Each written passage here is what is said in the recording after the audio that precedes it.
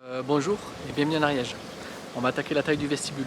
Donc en fait, on va en profiter, il fait beau, on est content de travailler du bois parce que ça fait un petit moment quand même que ça n'était pas arrivé. Vous allez voir qu'avec 3-4 côtes, il est possible de déduire toutes les hauteurs dont on a besoin pour retrouver nos aplombs, nos pentes, etc. Voilà, donc c'est parti, on va faire des copeaux.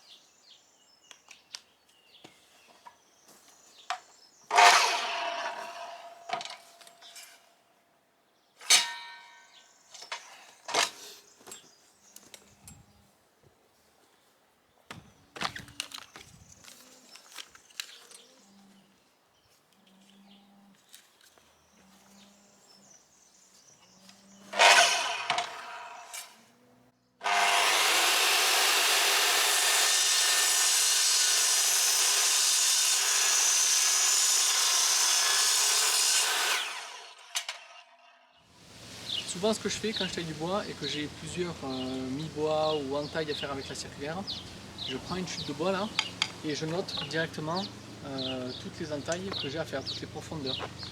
Là par exemple, j'ai des mi-bois à 2,5, j'ai des mi-bois à 3, j'ai des mi-bois à 6, ce qui fait que après, j'ai plus qu'à venir sur la dite chute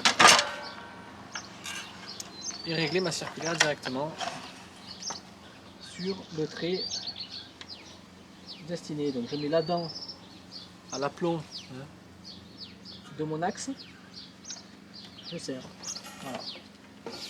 Voilà. Bon, généralement ça correspond avec la petite graduation qu'il y a derrière. Mais je ne fais jamais trop confiance à ce genre de choses parce qu'au fur et à mesure où les outils se patinent, on va dire, il peut arriver qu'il y ait du jeu ou quoi que ce soit. Donc chaque fois, moi je préfère faire comme ça. On va se pencher sur la question de la courbure de notre toit. J'ai décidé d'avoir un toit qui tende à être courbe. J'entends par là que je ne cherche pas du tout à avoir une courbure nette, enfin je veux dire franche, qui soit exagérée. C'est plutôt une courbure que je souhaiterais dans la subtilité. Juste un petit rappel.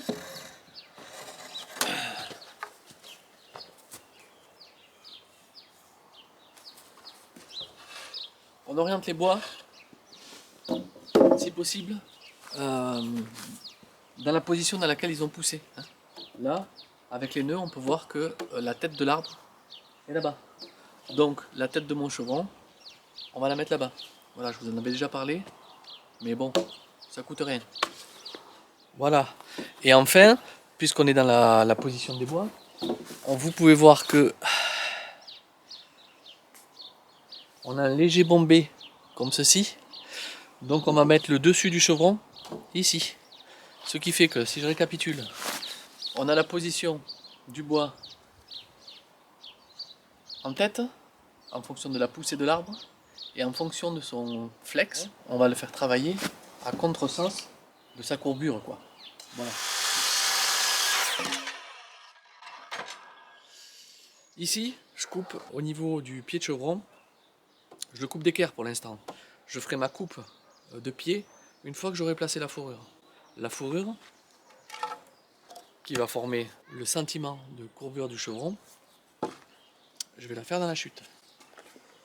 Je vais la fixer et une fois que je l'aurai fixée, je travaillerai mon pied de chevron.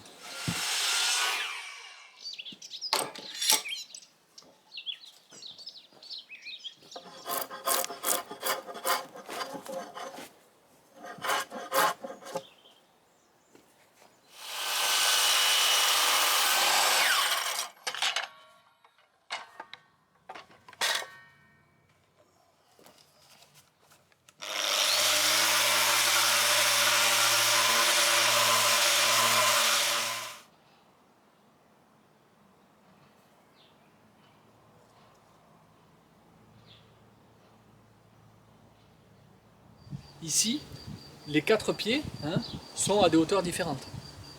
Ce pied n'est pas à la même hauteur que celui-ci, qui n'est pas à la même hauteur que celui-ci, qui n'est pas à la même hauteur que celui-ci. J'ai déterminé un point commun qui va me servir à tracer mes bois. Le point commun, ça va être le niveau du seuil de la porte de la maison, sur laquelle le hus de mes solives vont venir dégauchir.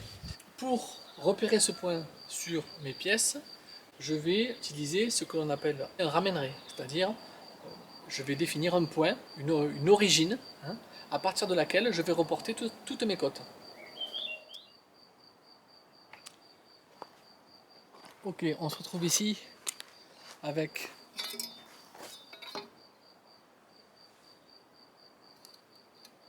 l'implantation, la visualisation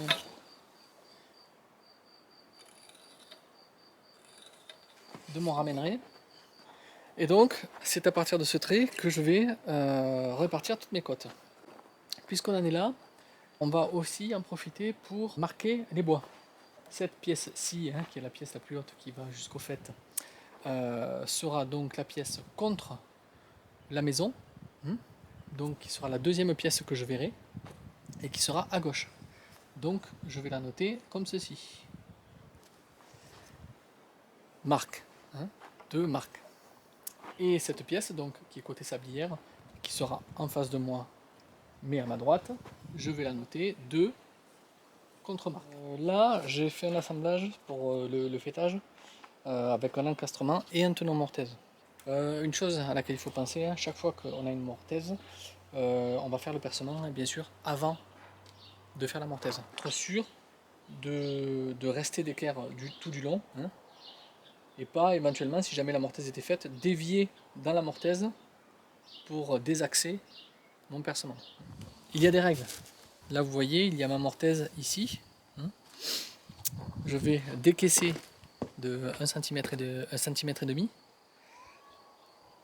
Et à partir de ce centimètre et demi, je vais avoir 6 cm de tenon. Donc à partir de la race du tenon, moi là je vais utiliser le reste des chevilles qui me restent de la maison.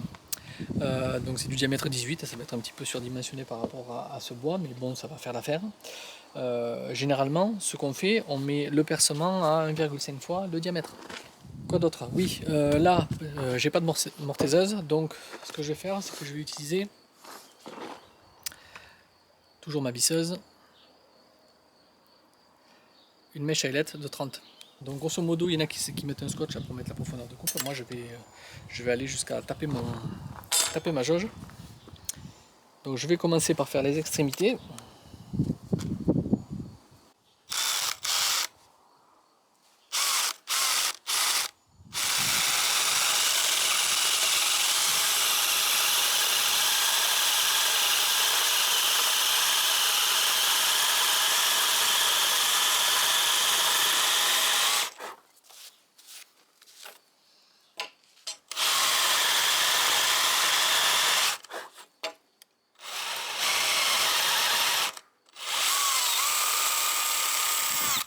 Il ne reste plus qu'à terminer à l'ébauchoir et c'est quelque chose qui se fait très bien.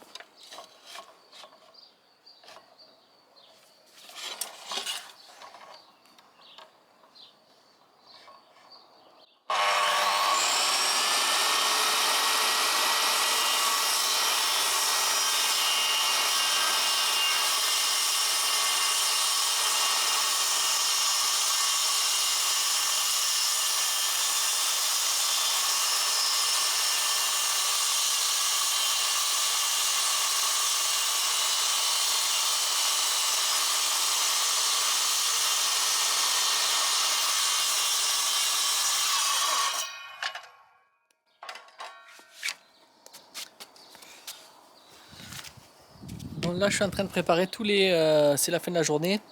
Je suis en train de préparer, mettre tous les coudes circulaires comme ça demain matin j'arrive tranquillement, hop,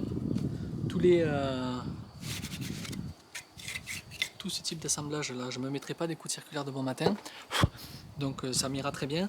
Vous avez vu là, en fin d'assemblage, quand j'ai fait toutes les découpes, je me fais un trait à la circulaire.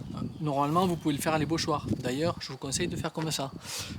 Moi ce que je fais, c'est que je me sers un petit peu de la circulaire comme une plongeante pour faire un trait propre. Ça me fait gagner quelques coups de marteau. Voilà, et ça permet d'avoir un fond d'assemblage plus propre.